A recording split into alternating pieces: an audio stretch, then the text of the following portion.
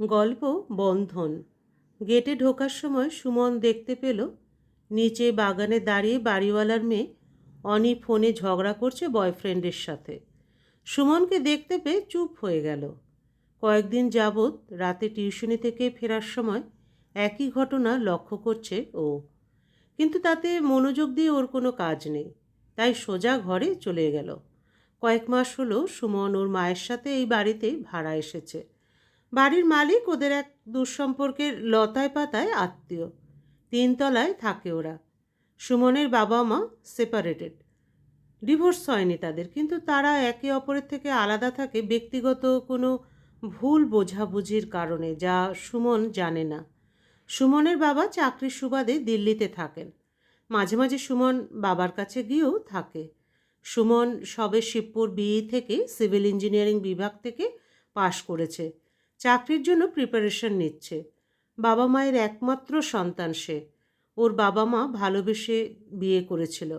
পরবর্তীকালে তাদের সম্পর্কে ভালোবাসা কমে গিয়েছিল নাকি দায়িত্ব কর্তব্যবোধের অভাব ছিল তা জানা নেই। সেপারেশনের পর তারা অন্য কারোর সাথে সম্পর্কও জড়ায়নি। সুমন ভাবে যে বাবা মায়ের ভুল বোঝাবুঝি কি এতটাই বড় ছিল?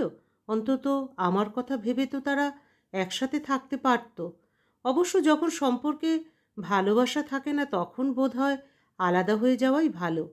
বারান্দায় দাঁড়িয়ে আছে সুমন। ওর মা মিসেস অনুরাধা চৌধুরী এসে দাঁড়ালেন।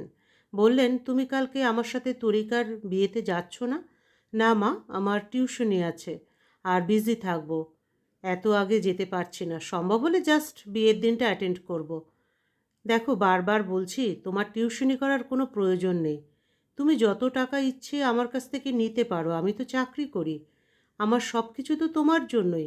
মা প্লিজ, আমরা অলরেডি কথা বলেছি এই ব্যাপারে। ওর মা কোনো রকম তর্কে না জড়িয়ে চলে যান। সুমন একজেদি ছোট থেকেই। সুমনের বাবা মায়ের টাকার অভাব নেই, কিন্তু সুমন নিজের ইচ্ছেতেই টিউশনি করে। বরাবরই সুমন কম কথা বলতে পছন্দ করে, চুপচাপ থাকে।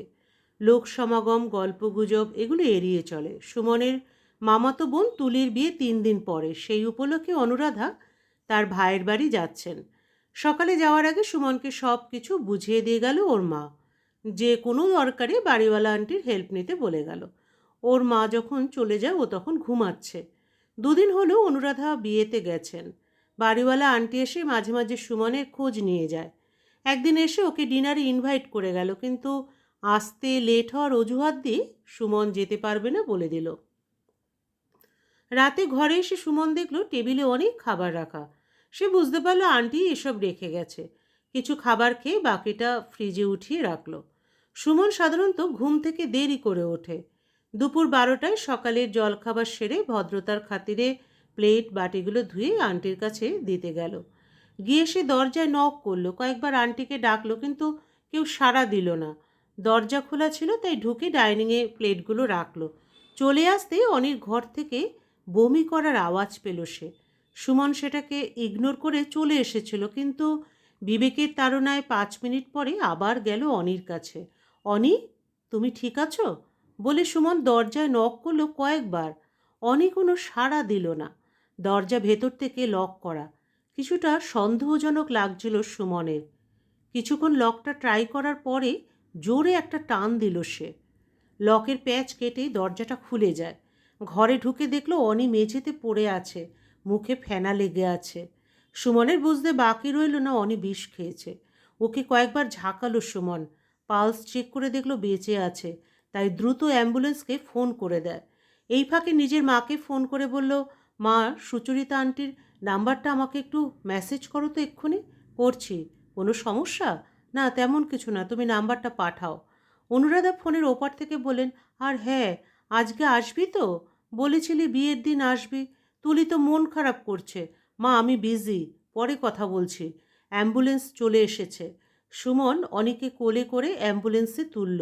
জীবনে যার সাথে কথা পর্যন্ত বলেনি, তার জন্য আজ কী কী যে করতে হচ্ছে ভাবতেই সুমনের মেজাজটা খারাপ হয়ে গেল। অ্যাম্বুলেন্সে বসে সুমন ভাবছে, এই মেয়ে নিশ্চয়ই বয়ফ্রেন্ডের জন্য এই কাণ্ড ঘটিয়েছে। এসব মেয়েরা ভাবে কি মরে গেলেই ভালোবাসা পেয়ে যাবে? অনেকে হসপিটালে ভর্তি করেছে সুমন। ওর অবস্থা খুব খারাপ। মেসেজ থেকে নম্বরটা নিয়ে অনির মাকে ফোন করলো সুমন। হ্যালো আন্টি, সুমন বলছি। হ্যাঁ বাবা বলো, কোথায় আপনি এখন?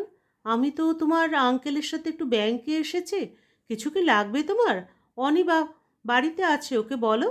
আন্টি, অনি বিষ খেয়েছে, ওর অবস্থা খুব খারাপ। আমি ওকে হসপিটালে ভর্তি করেছি। কি? এত কিছু বলার সময় নেই, ইমিডিয়েটলি চলে আসুন। অনির মা বাবা তাড়াহুড়ো করে ফোন কেটে হাসপাতালের উদ্দেশ্যে রওনা দিল। সুমন বারান্দায় পায়চারি করছে, খুব টেনশন হচ্ছে ওর। 15 মিনিটের মধ্যে অনির বাবা মা চলে আসলেন। ওনারা আসার পরে ওনাদের সব ডিটেলসে বলল সুমন। অনি বেঁচে গেছে ভাগ্যের জোরে। এত ক্রিটিক্যাল কন্ডিশনে বাঁচা মুশকিল ছিল। আরও কয়েকদিন হসপিটালে থাকতে হবে। সুমন পরে ওর মাকে সব জানালো। এসব শুনে ওর মা অনুরাধাও বাড়িতে চলে আসেন। গত মাসে একটা চাকরির পরীক্ষা দিয়েছিল সুমন, সিলেক্টেড হয়েছে। পরের মাসে জয়েনিং। ওর বাবা বারবার ফোন করে বলছে দিল্লিতে যেতে। কয়েক মাস হলো বাবার সাথে দেখা নেই সুমনের। 1 সপ্তাহ ছুটি কাটানোর জন্য বাবার কাছে চলে গেল সুমন। রাতে বাবার সাথে ডিনার করতে বসেছে ও। খেতে খেতে ওর বাবা জিজ্ঞাসা করলো, তারপর কি খবর বলো? আমি ঠিক আছি। কেমন চলছে ওদিকে সব? ভালো। কিছুক্ষণ চুপ থেকে মাথা নিচু করে খেতে খেতে সুমন বলল, তুমি কি মায়ের কথা জিজ্ঞাসা করতে চাইছো? ওর বাবা দেবাংশু চুপ করে থাকলো। সুমনও কথা না বাড়িয়ে চুপচাপ খেয়ে গেল। সুমনের বাবা অফিস ছুটি নিয়েছে ওর সাথে সময় কাটানোর জন্য। ব্যাপারটা বেশ ভালো লাগছে ওর। অন্যবার এলে বাবা অফিসের কাজে ব্যস্ত থাকে, ওকে একাই ঘুরে ফিরে বিদায় নিতে হয়। এবার বাবার সাথে অনেক জায়গায় ঘুরেছে ও। অনেক গল্প, আড্ডা, হাসি ঠাট্টা সব মিলিয়ে সুমনের এবারের ট্রিপটা ভালো কেটেছে। রাতের ফ্লাইটে কলকাতায় মায়ের কাছে ফিরে এসেছে সুমন। ওর মা এক প্রকার রেগেই আছেন। 1 সপ্তাহ বলে 15 দিন বাবার কাছ থেকে এসেছে সুমন। এসে সারা দিন পড়ে পড়ে ঘুমাচ্ছে। সন্ধ্যায় বন্ধুদের সাথে আড্ডা দিয়ে বাড়িতে ফিরছিল সুমন, তখন দেখতে পেল বাগানের দোলনায় বসে আছে অনি। সুমনকে দেখে অনি জিজ্ঞাসা করলো, কখন এসেছেন? কিছুটা চমকে উঠল সুমন, ছোট্ট করে উত্তর দিল, গত রাতে। তারপরে সুমন ভেতরে চলে যাচ্ছিল, কিন্তু অনি পেছন থেকে ডেকে বলল, এখানে একটু বসুন না। সুমন ধীর পায়ে এগিয়ে গিয়ে ওর পাশে বসলো।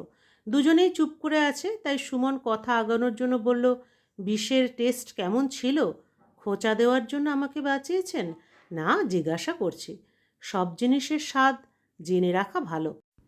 আপনি নাই বা জানলেন বিশেষ স্বাদ, আপনাকে যেন এমন পরিস্থিতিতে পড়তে না হয়। সুমন কি বলবে বুঝতে পারছিল না, তাই বলল, অসুস্থ মানুষ, ভেতরে গিয়ে বসুন, বাইরে ঠান্ডা হাওয়া দিচ্ছে। বলেই সুমন ভেতরে চলে গেল। অনিকে বলার মতো কিছুই ছিল না ওর। অনিরও আবার পিছু ডাকার সাহস ছিল না। ঘরে এসে ফ্রেশ হয়ে বারান্দায় দাঁড়ালো সুমন। এটা ওর প্রতিদিনের অভ্যাস। অনি এখনও বাগানে বসে আছে। হাত দিয়ে চোখ মুছছে অনি, হয়তো কাঁদছিল। সুমন মনে মনে ভাবল, এভাবে চলে আসাটা ঠিক হয়নি, আর এভাবে ঠাট্টা করাটা উচিত হয়নি। সুমন বারান্দায় দাঁড়িয়ে চুপচাপ অনিকে দেখছিল। কিছুক্ষণ পরে অনি উঠে ভেতরে চলে যায়। পরের দিন সুমন ওর মাকে সঙ্গে নিয়ে অনিদের ফ্ল্যাটে যায়। সুমনকে দেখে অনির মা সুচরিতা বললেন, তুমি তাহলে ফাইনালি এসেছো? হ্যাঁ আন্টি, বাবা অনেক দিন থেকেই জোর করছিল যাওয়ার জন্য, তাই ছুটি কাটিয়ে এলাম। চাকরি পেয়েছো শুনলাম, ঈশ্বর তোমার মঙ্গল করুন বাবা।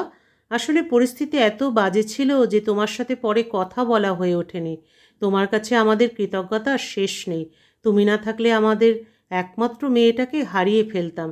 এইভাবে বলবেন না আন্টি, আমি আপনাদের ছেলের মতো।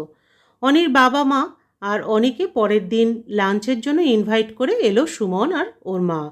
চাকরি পাওয়ার উপলক্ষে নিমন্ত্রণ। পরের দিন অনি বাবা মায়ের সাথে সুমনদের ফ্ল্যাটে আসলো। দুপুরের খাওয়া শেষে অনি সবগুলো ঘর ঘুরে দেখছে কিভাবে সাজিয়েছে এরা। সুমনের ঘরে ঢুকে বুক সেলফের বইগুলো নেড়েচেড়ে দেখছিল অনি। হঠাৎ সুমন ঘরে ঢুকে অনিকে দেখে ভূত দেখার মতো চমকে ওঠে।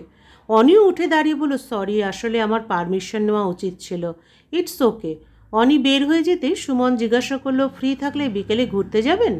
আপনি আমাকে ঘুরতে নিয়ে যাবেন? বেশ অবাক হচ্ছি। এটাই কি আমার প্রশ্নের উত্তর? অনি মুচকি হেসে বলল, আমি রেডি থাকবো। আর হ্যাঁ, আমাকে তুমি করে বলতে পারেন। বলে অনি ঘর থেকে বেরিয়ে যায়। বিকেলে রেডি হতে হতে সুমন অনিকে ফোন করলো, রেডি তুমি? হ্যাঁ, আপনার জন্য ওয়েট করছি। আসতে বলছো? হ্যাঁ। অনি গেটের সামনে এসে দাঁড়িয়েছে। ওকে বেশ সুন্দর লাগছে। ওকে সবসময় ভালো লাগে সুমনের। যদিও এখন একটু রোগা হয়ে গেছে। প্রথম যখন ওকে দেখেছিল সুমন তখন থেকেই ওকে পছন্দ করে। পছন্দটা কেমন ঠিক জানে না সুমন। বাড়ি থেকে বেরিয়ে একটা রিক্সা নিয়ে নিল সুমন আর অনি। অনি জিজ্ঞাসা করলো কোথায় যাচ্ছি আমরা। একটা প্লেস আছে যেখানে আমি মাঝে মাঝে একা বসে থাকি। স্পেশাল প্লেস কিছুটা। ওইখানে ছোট্ট লেকের পাশের ভিউটা খুব সুন্দর। তার পাশ দিয়ে একটা সুন্দর রাস্তা চলে গেছে, শান্ত রাস্তা, হাঁটতে ভালো লাগে। যাকে বলে নির্জন পরিবেশ, লোকজন কম। অনি সুমনের দিকে তাকিয়ে মনোযোগ দিয়ে ওর কথা শুনছিল।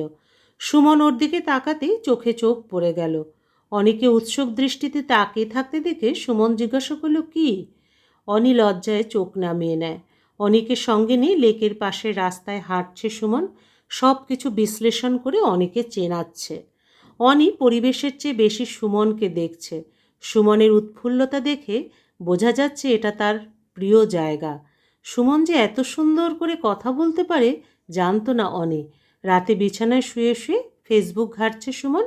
হঠাৎ অনি ফোন করলো। সুমন এক্সপেক্ট করেনি অনি ফোন করতে পারে। রিসিভ করতে অনি বলল থ্যাংক ইউ, এত সুন্দর একটা জায়গায় ঘুরতে নিয়ে যাওয়ার জন্য। My pleasure. কিছুক্ষণ চুপ থেকে অনি বলল আপনার জানতে ইচ্ছে করে না কেন আমি সুইসাইড অ্যাটেম্প্ট করেছিলাম? না।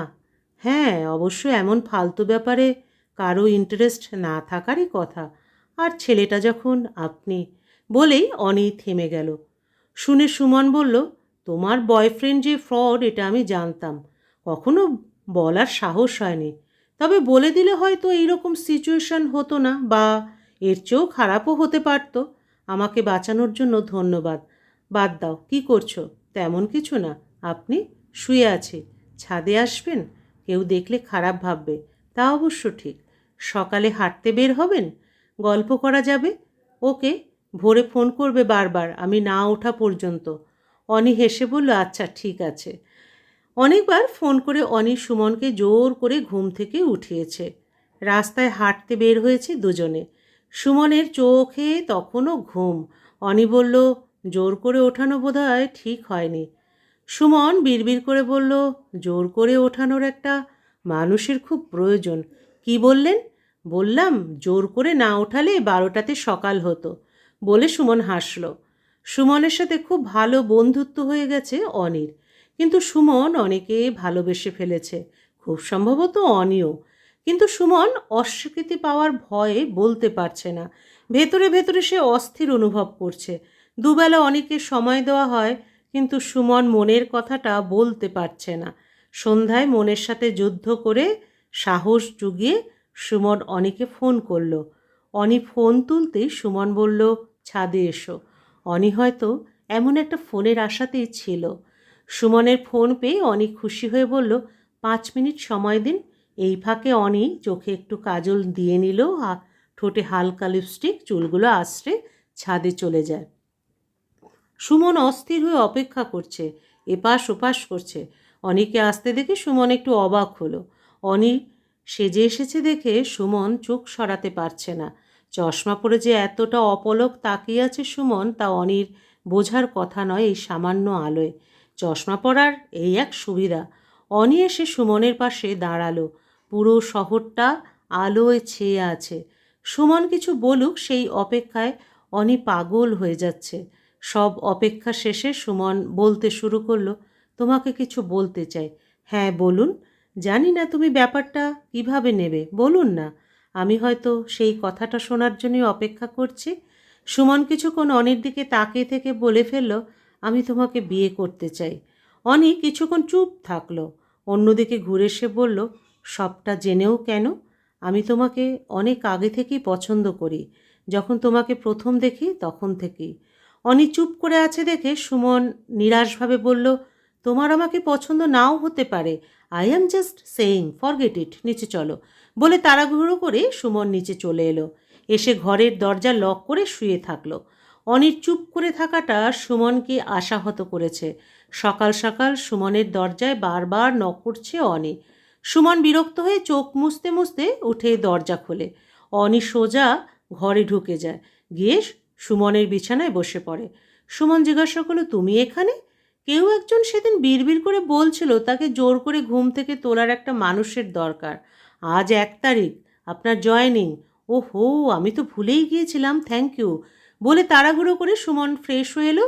কোন শার্ট পরবে না পরবে ঠিক করতে লাগলো। অনি একটা শার্ট ধরিয়ে দিয়ে বলল, এটা ভালো লাগবে। শার্ট হাতে নিয়ে সুমন বলল, ম্যাম, আপনি কি একটু রুমের বাইরে যাবেন? I have to change my cloth. Oni লজ্জা পেয়ে বাইরে চলে যায়। অফিসে সব কিছু সুমনের পছন্দ হয়েছে। প্রথম দিন তেমন কোনো প্রবলেম হয়নি। সন্ধ্যাবেলা রুমে এসে দেখে এলোমেলো রুম খুব সুন্দর করে সাজানো। সুমন চারিদিকে ঘুরে ঘুরে দেখছে।